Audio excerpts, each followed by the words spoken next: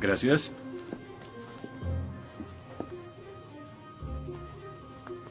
Disculpe, señor...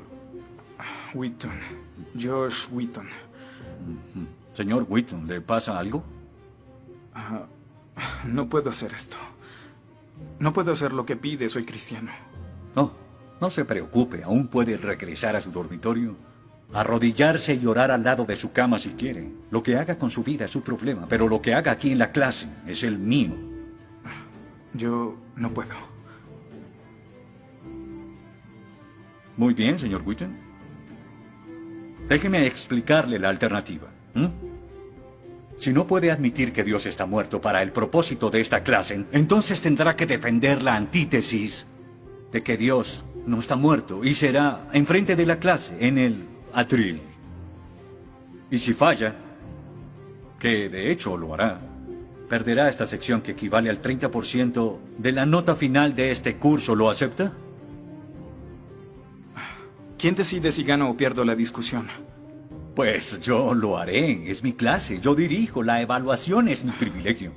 Con todo respeto, pero no creo que sea objetivo.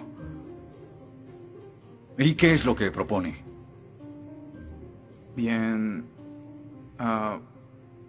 ¿y qué tal ellos?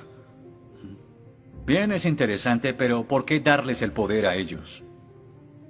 Ya los convenció. Lo que debo hacer es desconvencerlos, para que admitan su error.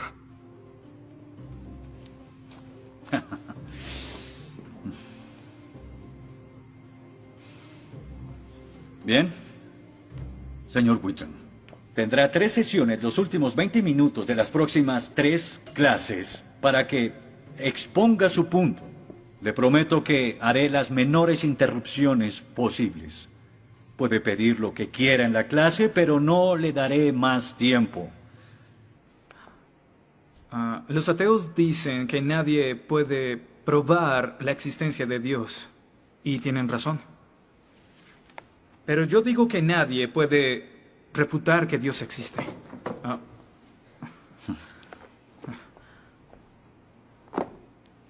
Pero la única forma de debatir este asunto es observando la evidencia disponible. Y es lo que vamos a hacer. Pondremos a Dios en un juicio. Con el profesor Radisson como fiscal y yo como el abogado defensor. Y ustedes como el jurado. La mayoría de cosmólogos están de acuerdo con que el universo empezó hace 13.7 billones de años en un evento conocido como la Gran Explosión. Ahora, analicemos la descripción del físico ganador del premio Nobel Steven Weinberg de cómo habría sido la Gran Explosión y, ya que él es ateo, podemos estar seguros de que no hay ninguna inclinación religiosa en su descripción. Al principio, hubo una explosión y en 3 minutos, 98% de la materia que hay o habrá se produjo. El universo apareció. Por 2500 años, la mayoría de científicos estuvieron de acuerdo con Aristóteles, con la idea de que el universo siempre ha existido sin inicio o final. Pero la Biblia no está de acuerdo. En 1920, el astrónomo belga Georges Lemaitre, teísta, que de hecho... ¿Qué es un teísta? Un teísta es alguien que cree en la existencia de Dios. Dijo que todo el universo saltó a la existencia en 1/1000 de 1/1000 de segundo. De la nada, en un inimaginable destello de luz. Así es como esperaría que el universo respondiera si Dios hubiera dado la instrucción en Génesis 1:3 que exista la luz. En otras palabras, el origen del universo apareció como se esperaría después de leer Génesis y por 2500 años. La Biblia tiene razón y la ciencia está equivocada. Todo apunta a un Dios que lo creó, verán. En el mundo real no se ven cosas que se salgan de la nada, pero los ateos quieren hacer una excepción en esta regla. Específicamente en el universo y... Pero en su libro El espejismo de Dios, Richard Dawkins dice que si me dices que Dios creó el universo, entonces tengo el derecho a preguntar quién creó a Dios. La pregunta de Dawkins solo tiene sentido en términos de un Dios que ha sido creado. No tiene sentido en términos de un Dios no creado. que es la clase de Dios en el que creen, incluso dejando a Dios fuera de la ecuación, tengo el derecho de devolverle la pregunta al señor Dawkins y decir, si el universo te creó, ¿quién creó el universo? Ven, tanto teístas como ateos están agobiados por contestar la misma pregunta de cómo iniciaron las cosas. Lo que espero que entiendan de esto es que no hay que cometer suicidio intelectual para creer en un creador tras la creación, y en la medida que descarten a Dios, se verán obligados a encontrar una increíble explicación de cómo las cosas iniciaron.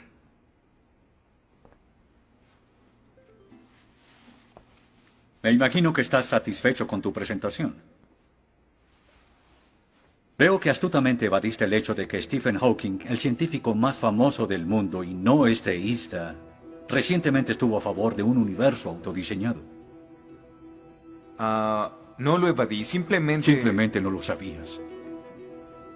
Bien, veamos lo que el profesor Hawking, profesor lucasiano de física de Cambridge, quien ahora ocupa la silla usada por Sir Isaac Newton, tiene que decir sobre el origen del universo. Y cito: ya que hay una ley como la gravedad, el universo puede y se creará de la nada.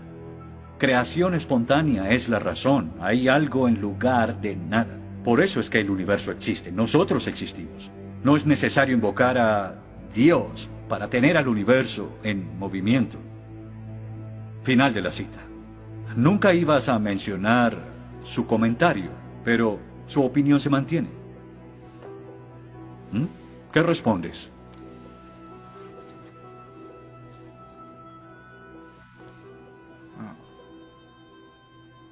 No sé. ¿No sabes? Pinché el globo de todo tu argumento con un solo alfiler y... ¿tú no lo sabes? Oh. Señor, me gustaría decirle que tengo la respuesta perfecta, pero no quebranta mi fe. Oh, ok. Así que el más grande cerebro científico de toda la historia dice que Dios no es necesario, pero un estudiante de primer semestre dice, oh, sí lo es. Wow, ¿sabes? Va a ser una decisión muy difícil. Pues estaré pendiente la próxima semana. Se acabó la clase. Gracias a una ley como la gravedad, el universo puede y se creará de la nada. Y para ser honesto, no sabía cómo refutarlo.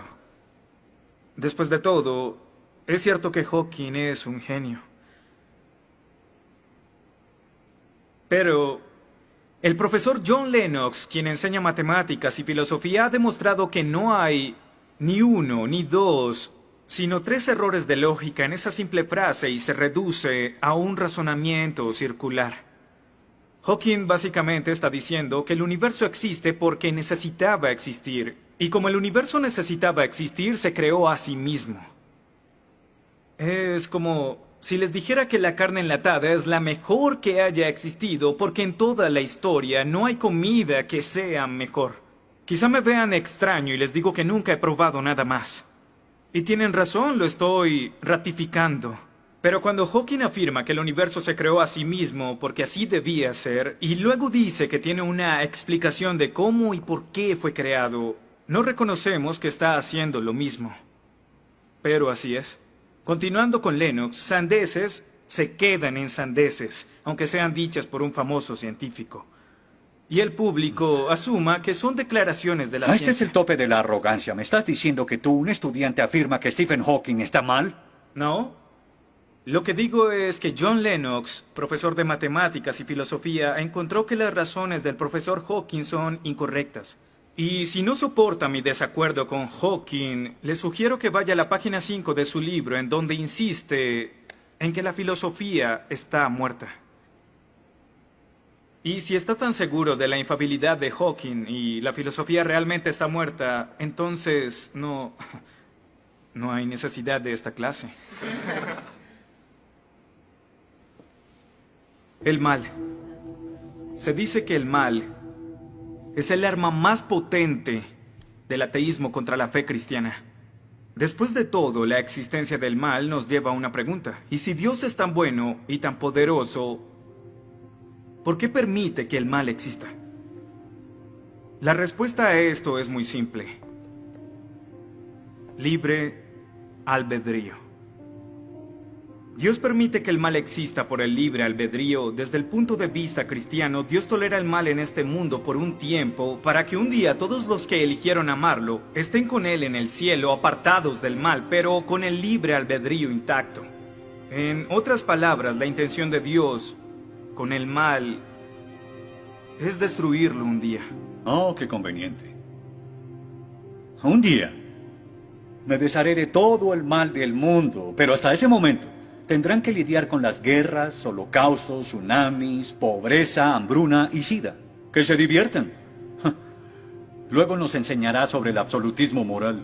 ¿Pero por qué no? El profesor Radisson, quien claramente es ateo, no cree en absolutismo moral, pero en su programa dice que planea hacernos un examen en la última semana. Apuesto a que si consigo una A en el examen haciendo trampa, inmediatamente empezará a sonar como un cristiano insistiendo que está mal hacerlo. ¿Y qué base tendría él? Si el propósito de mis acciones es lograr el éxito, entonces, ¿por qué no podría hacerlo? Para los cristianos, el punto de la moralidad, lo que constituye lo bueno y lo malo, es una línea directa que nos conduce hacia Dios. Oh, estás diciendo que necesitamos a Dios para ser morales, que una moral atea no es posible. No, pero sin Dios no hay una razón para ser moral, no habría un estándar para el comportamiento moral. Para los cristianos, mentir, robar, hacer trampa en un examen para lograr una calificación que no merezco está prohibido. Pero si Dios no existiera, según Dostoyevsky, este es el punto. Ahora, si Dios no existe, entonces todo es permitido. Y no solo es permitido, sino sin sentido. Si el profesor Radisson tiene razón, entonces nuestra lucha, nuestro debate, lo que decidamos aquí no tiene sentido. Nuestras vidas, nuestras muertes no serán diferentes a las de un pez dorado. Oh, qué ridiculez. Después de toda tu charla, ¿quieres decir que solo hay una opción? Creer o no creer. Así es. Eso es todo.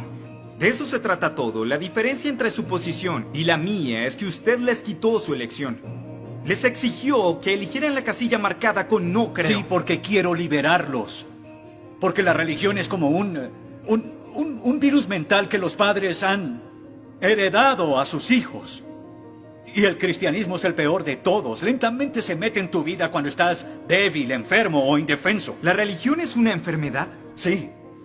Sí, infecta todo. Es la enemiga de la razón. ¿Razón? Profesor, usted dejó la razón hace mucho tiempo. Lo que nos está enseñando aquí no es filosofía, ni siquiera es ateísmo. Lo que nos está enseñando aquí es antiteísmo. No es suficiente. Necesita que todos no creamos como usted. ¿Por qué no admites la verdad? ¿Quieres enredarlos en tu primitiva superstición? Lo que quiero es que tomen su propia decisión. Eso es lo que Dios no sabes quiere. cuánto voy a disfrutar reprobándote. Pero ¿a quién realmente quiere reprobar, profesor? ¿A mí? ¿O a Dios?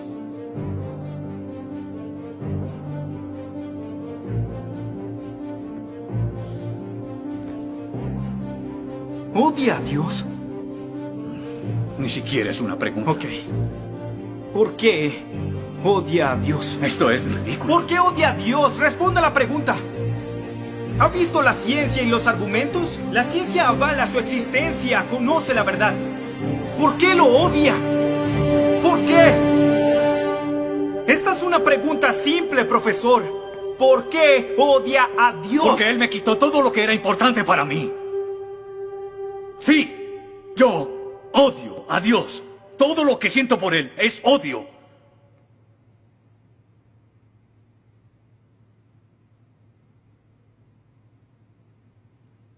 ¿Cómo puede odiar a Dios si no existe?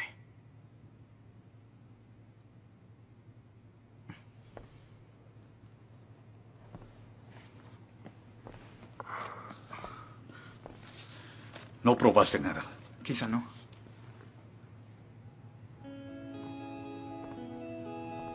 Ellos deben elegir.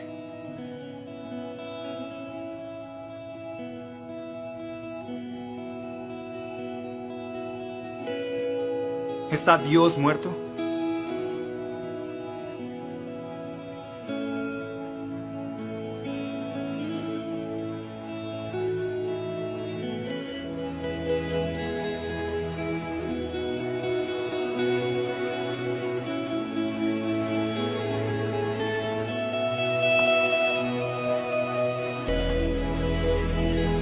Dios no está muerto.